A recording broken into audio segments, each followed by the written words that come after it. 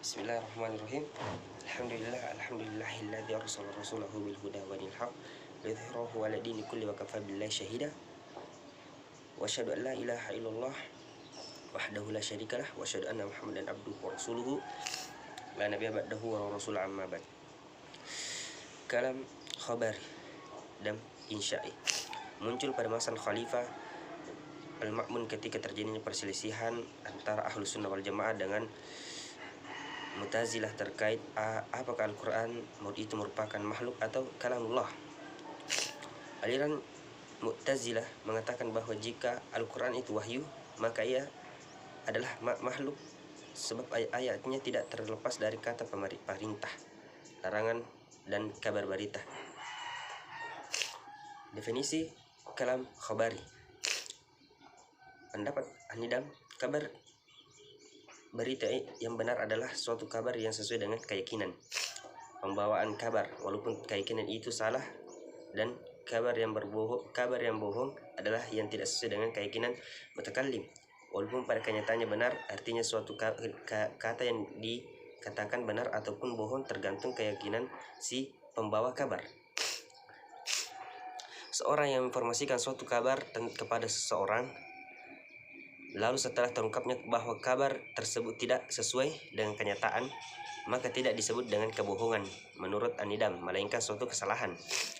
Pendapat suatu informasi, pendapat Al-Jauhid, murid An-Nidam, suatu informasi berita menurut Al-Jihad terbagi menjadi 3, benar, bohong, dan tidak keduanya.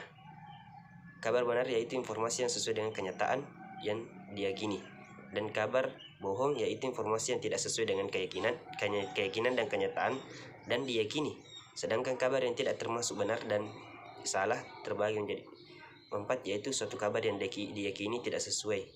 Yang kedua itu kabar tanpa diyakini. Yang ketiga suatu kabar yang diyakini. Dan keempat kabar yang diyakini dan tidak sesuai dengan kenyataan. Pendapat ahli balaghah, kalam khabar adalah suatu kalimat yang kemungkinan mengandung benar, berita benar maupun bohong dalam zatnya. Artinya kemungkinan suatu kabar benar atau bohong tidak terkait dengan si pembawa kabar atau berita ataupun kesesuaian dengan kenyataan, namun ukuran benar dan salah terdapat berita sendiri. Sebabnya ada berita yang benar mutlak dan tidak mungkin bohong seperti kalamullah. 2. Struktur kalam khabari. Suatu kabar atau kalam berita atau informasi memiliki struktur yang tidak terlepas dari yang namanya musnad dan musnad ilaih atau mahkum bih atau mahkum alaih, baik kalimat tersebut berjumpa dengan jumlah ismiyah maupun jumlah fi'liyah. Contoh, musnad dimasuki dengan musnad ilaih pada jumlah fi'liyah. Ja'a Khalidun, Khalid telah datang. Orang yang dihukumi disandarkan dengan kabar yang kedatangannya Khalid, sebab tidak ada seorang dalam kalimat tersebut kecuali dia. Dengan begitu Khalid dengan istilah musnad ilaih atau mahkum ilaih, mahkum alaih, yang disandarkan dengan atau dihukum dengan kata datang, dan datang sendiri disebut dengan kata musnad atau mahkum bih. Contoh kedua dalam musnad dimasuki dengan musnad ilaih pada jumlah ismiyah. An-najihu masrurun, orang-orang yang sukses itu bergembira. An-najihu mahkumun alaih atau musnad ilaih, masrurun mahkumun bi atau musnad. Fungsi kabar khabari nomor 3 itu fungsi kabar khabari. Fungsi kabar khabari pada struktur jumlah ismiyah. Kalam khabari pada jumlah ismiyah memiliki 3 fungsi.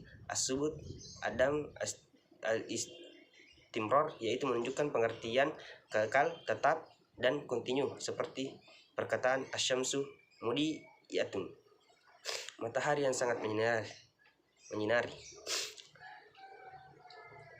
B. Fungsi kalam khabari pada struktur jumlah fi'liyah. Kabar khabari jumlah fi'liyah yaitu fungsi at-tajud, al-hudus, dan menunjukkan peristiwa yang berubah-ubah. Struktur jumlah fi'liyah kalam khabar jumlah fi'liyah berfungsi at-tajud atau al-hudud, yaitu menunjukkan peristiwa yang berubah-ubah sesuai dengan waktunya, baik untuk lampau, sekarang, dan mustakbal, seperti ada Khalidun ila qaryah. Ya'udu Khalidun ila qaryatihi. Sayaudu Khalidun ila qaryatihi. Kalimat seperti ini yang didahului dengan kata kerja fiil dan memberikan faedah apapun untuk si mukhatab, lawan bicara, kecuali sebuah informasi yang terlalu waktu mudik yang telah, sedangkan atau akan dan dilakukan Khalid. Nomor 4 itu tujuan khabar. Faidah khabar adalah faidah al-khabar, yaitu menyampaikan sesuatu informasi kepada mukhatab atau penerima atau lawan bicara, yang dimana informasi tersebut sama sekali belum diketahui oleh mukhatab. Artinya informasi disampaikan mutakallim ini di luar si pengetahuan si mukhatab, lawan bicara. Dengan kondisi seperti ini, maka si mutakallim selaku pembawa informasi atau berita, dia tentu menyampaikan dengan benar selama si mukhatab belum mengetahui apa informasi tersebut yang akan disampaikan.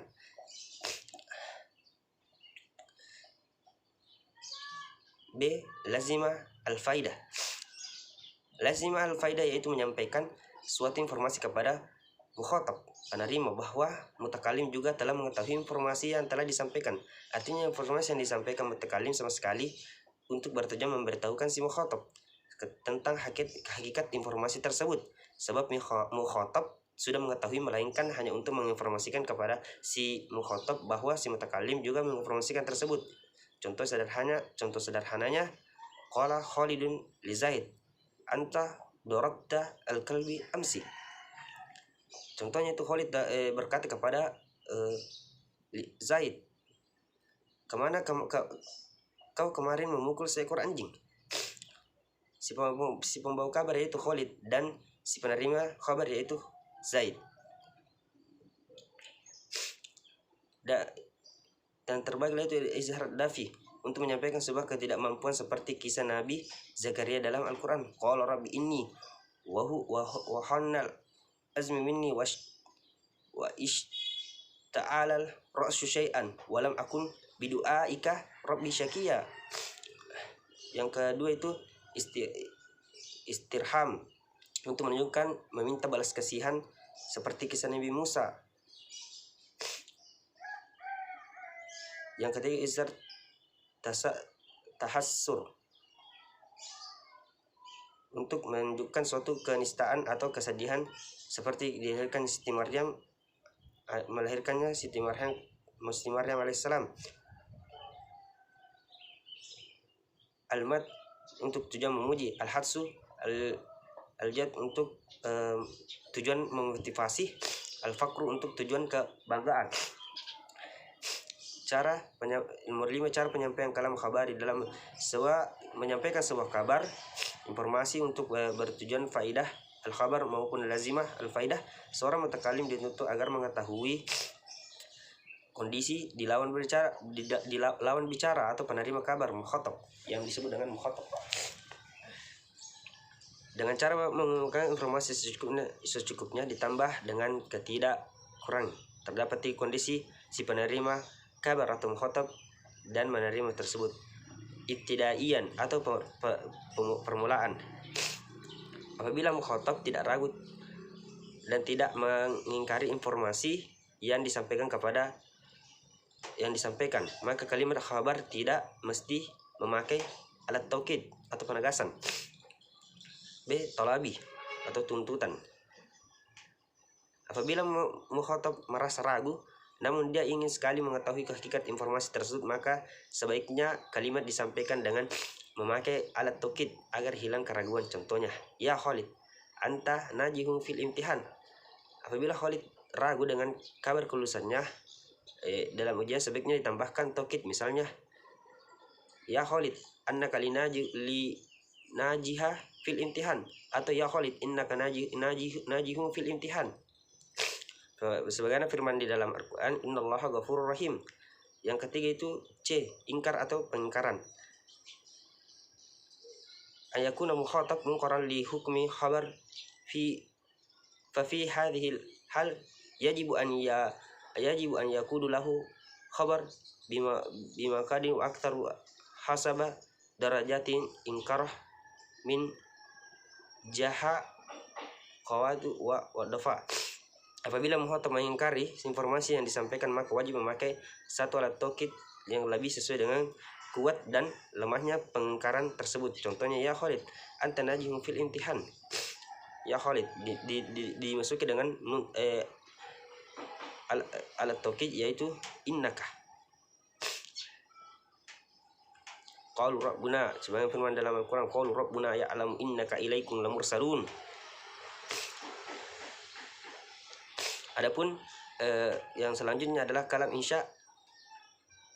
Kalam insya adalah kalam insya terbagi menjadi dua, yaitu kalam insya talabi dan kalam insya ghairu talabi. Kalam insya secara bahasa ini bahasa ansya yunsyi'u, yang siga masdarnya berarti al-ijad, yang mewujudkan, mengembangkan atau menciptakan atau menimbulkan. Menurut istilah, kalam insya adalah suatu kalimat yang tidak mengandung kemungkinan besar maupun bohong dalam sabnya, seperti ya Khalid la tadrib kalbah, Khalid jangan kau pukul anjing itu. Perkataan tadi hanya mengandung perkataan larangan memukul anjing. Mengandung benar-benar artinya kalam insya tidak dapat diperoleh dan tidak dapat dinyatakan kecuali ada pengucapan berdasarkan bentuk kalimat itu sendiri, baik berupa tuntunan, perintah atau larangan dan lainnya. Yang kedua itu pembagian kalam insya. Kalam insya terbagi menjadi kelompok, itu kalam insya talabi dan kalam insya ghairu talabi. Pembahasan pertama itu adalah kalam insya talabi, di mana kalam insya talabi itu ungkapan kalimat yang menuntut suatu permintaan yang belum diperoleh ketika memintanya. Maksudnya belum diperoleh ketika memintanya suatu lafaz tersebut diucapkan kemudian disusul dengan implementasi atau pelaksanaan dari perintah tersebut. Artinya perintah yang pelaksanaannya tidak bersamaan. Contohnya, ya Khalid kum, Khalid berdirilah. Khalid mendengar terlebih dahulu kata perintah, kemudian dia berdiri. Dia berdiri sebelum kata ada, dia berdiri, dia tidak berdiri sebelum ada kata perintah. Kalam insya talabi tidak hanya dapat bentuk perintah, namun juga terdapat bentuk model lain, diantaranya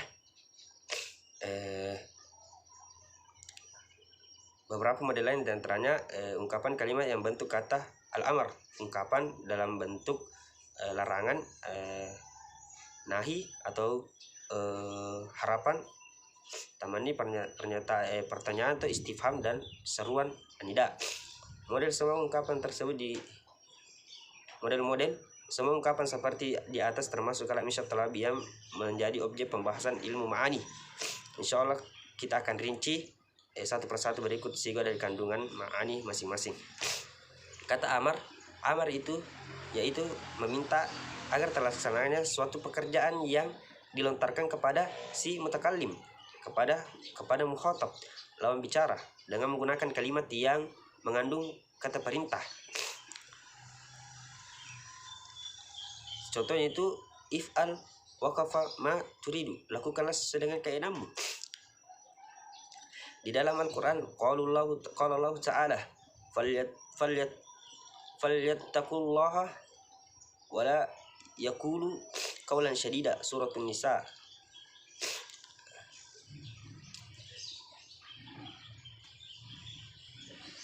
Yang kalau bisa hal talabi itu ada tadi dimasuki dengan suatu permohonan kepada Allah, makhluknya, memperolehnya dari segala keridohannya untuk menjauhkan dari kejahatan atau bencana yang dikehendakinya. Yang kedua adalah irsyad, petunjuk. Yang ketiga itu ada at-tajis atau melemahkan. Yang keempat itu ada al-ibahah atau pembolehan. Yang kelima at-taswiyah, penyetaran. Yang keenam at-takhir atau pilihan. B. Larangan atau nahi. An-nahi adalah meminta dihentikannya suatu pekerjaan kepada lawan bicara atau mukhatab dengan menggunakan sikhat fi'il mudhari dengan la nahiya, larangan. La tadrib kalbah, jangan kau pukul anjing itu. Sebagaimana contoh dalam Al-Quran, Allah Subhanahu wa taala berfirman, wala tufsidu fil ardi ba'da islahi, dzalikum khairul lakum in kuntum mu'minin.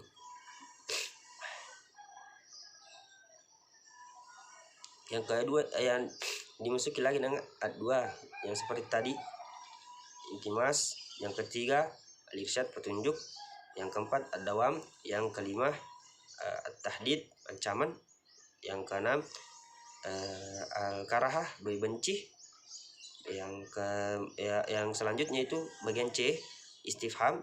Kata istifham berwawasan istaf'alah yang mengandung arti meminta pemahaman menurut istilah al-istifham adalah mencari atau mencari tahu tentang sesuatu yang belum diketahui sebelum dengan menggunakan perangkat istifham, alamat istifham. Hal seperti dengan kata hal, man, ma, mata, ayana, kaifa, aina, kam, ayu. Huruf yang pertama itu huruf hamzah memiliki dua makna, yaitu tasawur dan tasdik. Tasawur berarti lontaran pernyataan dimaksudkan untuk memperoleh kejelasan informasi terkait individunya. Tasdik itu berarti lontaran pernyataan dimaksud untuk memperoleh kejelasan informasi tentang terjadinya atau tidak terjadinya perbuatan tanpa dibarengi dengan kata perbandingan atau dengan demikian. Yang kedua huruf hal mengandung makna tasdik sebab hanya untuk menanyakan tentang kejelasan terjadinya suatu perbuatan. Contohnya itu hal ada Khalidun ilal baiti, apakah Khalid telah kembali ke rumahnya. Jadi jawabannya itu antara ya atau tidak. Berbeda dengan alat tanya hamzah yang masuk pada semua susunan jumlah kalimat, sedangkan hal memiliki keterbatasan dan tidak masuk pada kalimat manfi atau jumlah ismiyah, inna, jumlah syarat dan jumlah hal. Yang ketiga itu contohnya ma dan man digunakan untuk yang tidak berakal dengan maksud menanyakan kejelasan suatu nama atau hakikat atau sifat.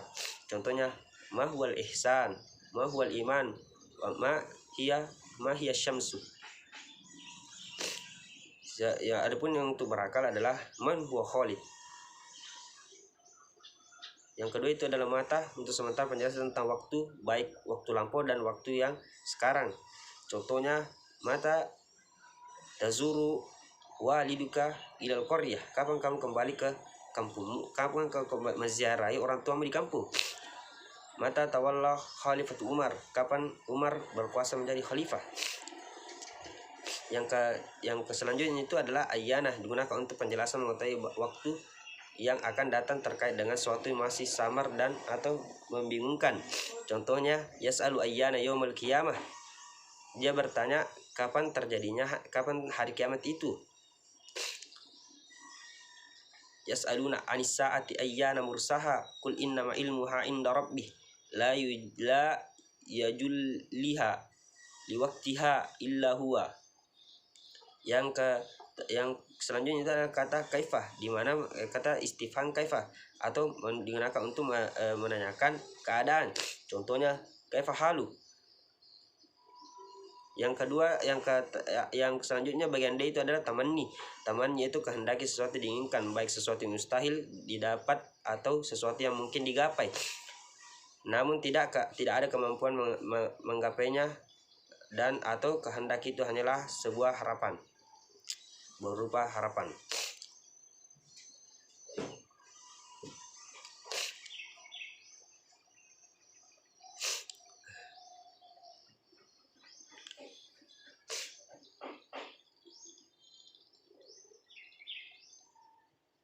Yang kelima itu adalah anida.